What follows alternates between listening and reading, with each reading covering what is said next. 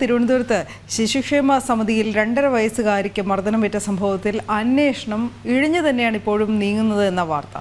Arrest ചെയ്ത ദിവസങ്ങൾ പിന്നിടുന്നു. പക്ഷേ പ്രതികളെ കസ്റ്റഡിയിൽ വാങ്ങാൻ ഇതുവരെ പോലീസ് തയ്യാറായിട്ടില്ല. കേസിൽ പ്രതികളെ രക്ഷിക്കാൻ നീക്കം നടക്കുന്നതായാണ് ആക്ഷേപം ഉയരുന്നതും. പ്രശാന്ത് ശങ്കരമംഗലത്തെ വിവരങ്ങളുമായി ചേരുന്നു. പ്രശാന്ത്, ഈ പ്രതികൾക്ക് അമിത സംരക്ഷണമോ? കാരണം ശിശുക്ഷേമ സമിതിയിലെ നിയമനങ്ങൾ കൂടുതലും CPM അനുഭാവികൾ എന്നുള്ള വാർത്തയും നമ്മൾ തന്നെ കൊടുത്തിരുന്നതാണ്. സംഭവം നടന്ന് ഈ പ്രതികളുടെ അറസ്റ്റും രേഖപ്പെടുത്തി അതിനുശേഷവും റിമാൻഡിലാവുകയും ചെയ്തു. എന്നാൽ പിന്നീട് കസ്റ്റഡിയിൽ വാങ്ങുവാനോ തുടർ നടപടികൾ എന്ന രീതിയിലേക്കുള്ള ആ തുടർ നടപടികൾ സ്വീകരിക്കുവാനൊന്നും പോലീസ് തയ്യാറാകുന്നില്ല എന്നതാണ് ഏറ്റവും എടുത്തു പറയേണ്ടത്. അതായത് ഇത്രയും അറസ്റ്റ് കഴിഞ്ഞ് ഇത്രയും ഒരാഴ്ച പിന്നിടുന്നു. ഒരാഴ്ച പിന്നിട്ടിട്ട് പോലും ഇവരെ കസ്റ്റഡിയിൽ വാങ്ങാനുള്ളൊരു നടപടിക്രമങ്ങളിലേക്ക് പോലീസ് കടന്നില്ല എന്നാണ് അറിയാൻ കഴിയുന്നത്. അതിൻ്റെ പിറ്റേ ദിവസം തന്നെ ഈ അറസ്റ്റ് ചെയ്തതിൻ്റെ പിറ്റേ ദിവസം കസ്റ്റഡിയിൽ വാങ്ങുമെന്നടക്കം കാര്യങ്ങൾ പോലീസ് പറഞ്ഞെങ്കിൽ പോലും പിന്നീട് തുടർ നടപടികളൊന്നും ആയിട്ടില്ല എന്നതാണ് എടുത്തു പറയേണ്ടത്. മാത്രമല്ല ഇവരെ ചോദ്യം ചെയ്യേണ്ടിയിരിക്കുന്നു. കാരണം കൂടുതൽ വിവരങ്ങൾ ആദ്യ ഘട്ടം എന്ന നിലയിൽ പരാതി ലഭിച്ചതിന് ശേഷം 2 തവണ ഇവരെ വിളിപ്പിച്ച് ചോദ്യം ചെയ്തിരുന്നു. ആ ചോദ്യം ചെയ്യലിൻ്റെ അടിസ്ഥാനത്തിലാണ് പിന്നീട് അറസ്റ്റ് അടക്കമുള്ള നടപടിക്രമങ്ങളിലേക്ക് കടക്കുകയൊക്കെ ചെയ്തത്.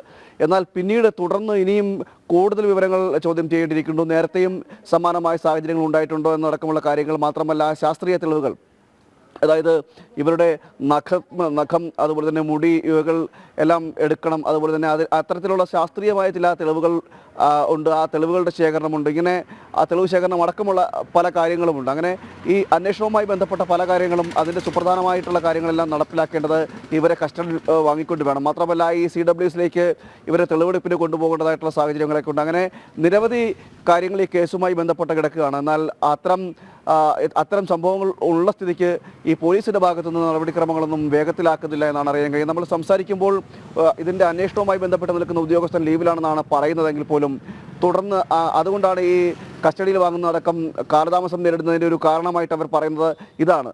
എന്നാൽ ഇതിൽ ഈ ഒരു കാരണം മാത്രമല്ലാതെ എന്തുകൊണ്ട് നേരത്തെ അല്ലെങ്കിൽ കസ്റ്റഡിയിൽ വാങ്ങിയില്ല എന്നടക്കമുള്ള കാര്യങ്ങൾ കൃത്യമായൊരു വിവരവും ലഭിക്കുന്നുമില്ല. എന്തായാലും ഇതിന് നേരത്തെ തന്നെ നമുക്കറിയാം CWSയുമായി ബന്ധപ്പെട്ടുള്ള നിയമനങ്ങളടക്കം CPM അനുഭാവികളാണ്, ഇടത് അനുഭാവികളാണ് ഏറ്റവും കൂടുതൽ ഉള്ളതെന്നടക്കമുള്ള കാര്യങ്ങൾ നേരത്തെ തന്നെ നമ്മൾ വാർത്തയായി കൊടുക്കുകയും ഒക്കെ ചെയ്തിരുന്നത്. മാത്രമല്ല ഈ അറസ്റ്റിലായ പ്രതികൾ 3 പേർ അടങ്ങുന്ന 3 പേർക്കും ഈ ഇടത് ബന്ധം, അതായത് CPM അടക്കം രാഷ്ട്രീയ ബന്ധമുള്ളതായിട്ട് നേരത്തെ പറയുകയും ചെയ്തിരുന്നു. എന്തായാലും ഇതിൻ്റെയൊക്കെ സ്വാധീനത്തിൻ്റെ ഫലമായിട്ടായിരിക്കണം എന്നാണ് ഇപ്പോൾ മനസ്സിലാക്കുന്നത്.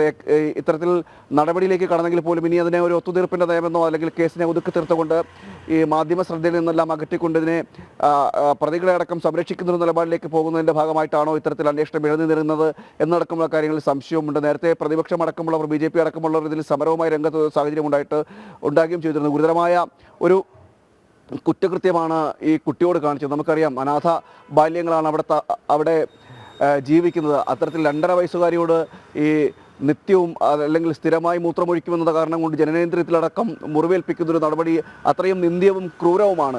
അത്രയും പൈശാചികവുമായൊരു സമീപനം ഉണ്ടായിട്ടും അല്ലെങ്കിൽ അത്രയും ഇത്തരം പൈശാചികമായൊരു കൃത്യം നടത്തിയെന്ന് മാത്രമല്ല പോലീസ് നേരത്തെ ഒരു കാര്യം പറഞ്ഞിരുന്നു. കാരണം ഈ കൃത്യം നടത്തിയതിനു ശേഷം ഇവർ ഒത്തുകൂടുന്ന സദസ്സിൽ ഒരു കല്യാണ വീട്ടിൽ ഒത്തുകൂടിയിരുന്നു. ആ കല്യാണ വീട്ടിൽ ഒത്തുകൂടിയപ്പോൾ പറഞ്ഞ് സന്തോഷിക്കുകയും ചെയ്തിരിക്കുന്നു. അതായത് സ്ഥിരമായി മൂത്രമൊഴിക്കുന്ന കുട്ടിക്കൊരു പണി കൊടുത്തിട്ടുണ്ട് എന്ന രീതിയിൽ പറഞ്ഞ് സന്തോഷിക്കുകയും ചെയ്തു. മാത്രമല്ല ഈ ഒരാഴ്ചക്കാലം ഈ കുട്ടികളെ പരിചരിച്ചെല്ലാം ഈ 3 പേരായ ആയമാർ 3 പേരായിരുന്നു. അവർ വിവരം പുറത്തു വരാതിരിക്കാൻ പരമാവധി ശ്രമിക്കുകയും ചെയ്തു. ആഴ്ച ഡ്യൂട്ടി മാറി വന്ന ആയയാണ് പിന്നീട് ഇത് കണ്ടുപിടിക്കുകയും കുട്ടി കരഞ്ഞപ്പോൾ ആ കുട്ടിയെ കുളിപ്പിക്കുന്നതിനിടയിൽ കുട്ടി കരഞ്ഞപ്പോൾ പരിശോധിച്ചപ്പോഴാണ് ജനനേന്ദ്രിയത്തിലും അതുപോലെ തന്നെ മറ്റ് ശരീരത്തിലൊക്കെ മുറിപ്പാടുകൾ കണ്ടെത്തുകയൊക്കെ ചെയ്തത്. മാത്രമല്ല വിഷയം പരാതിയായി വരുന്ന സാഹചര്യം ഉണ്ടായിരുന്നു. അങ്ങനെ പരാതിയായി വന്നതിന് ശേഷവും പോലീസ് ഈ അന്വേഷണത്തിൻ്റെ ഭാഗമായിട്ട് ഇവരെ ചോദ്യം ചെയ്യാൻ വിളിച്ചിരുന്നു. ആ ചോദ്യം ചെയ്യാൻ വിളിച്ചപ്പോൾ പോലും കയ്യിലെ നഖങ്ങളെല്ലാം വെട്ടി വൃത്തിയാക്കിക്കൊണ്ടാണ് ഇവർ പോലീസിന് മുമ്പിൽ ഹാജരായതെന്നടക്കമുള്ള കാര്യങ്ങൾ പോലീസും പറയുകയും ചെയ്തിരുന്നു. അങ്ങനെ ഇരിക്കുമ്പോഴാണ് പിന്നീട് തുടർ നടപടി എന്ന രീതിയിൽ ഇവരെ ചോദ്യം ചെയ്യലോ അല്ലെങ്കിൽ ഇവരെ കസ്റ്റഡിയിൽ വാങ്ങിക്കൊണ്ടുള്ള നടപടികളിലേക്ക് പോലീസ് കടക്കാത്തത്. അങ്ങനെയുള്ള ഈ ഒരു ഇത്തരത്തിൽ ഇഴഞ്ഞു നീങ്ങുന്ന, അതായത് ഒരാഴ്ച പിന്നിടുമ്പോഴും ഈ അന്വേഷണം ഇഴഞ്ഞു നീങ്ങുന്ന ഒരു സാഹചര്യമുണ്ട്. ഇതാണ് സംശയത്തിന് കാരണമായിരിക്കുന്നത്. അനു.